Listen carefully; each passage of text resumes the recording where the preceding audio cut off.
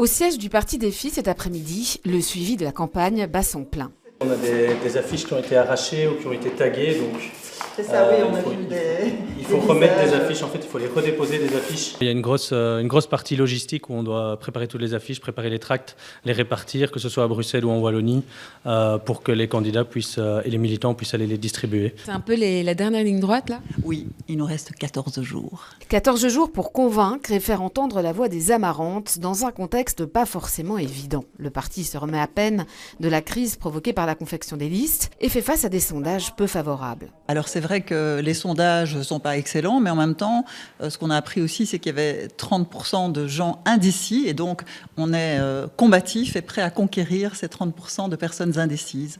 Fiers de leur bilan au gouvernement bruxellois, ils espèrent bien rempiler pour poursuivre le travail et répondre aux deux crises majeures de notre région, explique le ministre sortant de l'Emploi et de la formation professionnelle, la crise sociale et la crise de la gouvernance. Pour la crise sociale, on veut accroître le taux d'emploi, aider le plus de gens à suivre des formations, accéder à un emploi bien payé avec un revenu net suffisant.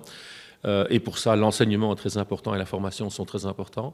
Mais aussi la crise de la gouvernance. Et la crise de la gouvernance, c'est réduire le nombre d'administrations à Bruxelles. Il faut que l'administration coûte moins cher. Il faut qu'elle soit plus efficace. Il faut évaluer les politiques publiques. Et il faut pouvoir rendre plus aux citoyens sur tous les sujets que traite la région, la mobilité, le logement, la sécurité. Au rayon des priorités également, outre le pouvoir d'achat, la sécurité, le logement et l'enseignement. L'enseignement, il faut d'abord s'attaquer à la pénurie des enseignants. Comme on sait, il y a plein d'écoliers qui aujourd'hui n'ont pas école. Donc ça, on a des solutions très pragmatiques pour résoudre ce problème. On voudrait tout axer sur la langue française, la langue de l'enseignement, mais aussi les autres langues, et aussi sur tout ce qui est esprit critique des élèves. Et on propose 2 heures de philo et citoyenneté pour tous les réseaux d'enseignement. Et pour l'après-9 juin, les deux candidats ambitionnent de positionner Défi comme un parti qui compte à Bruxelles.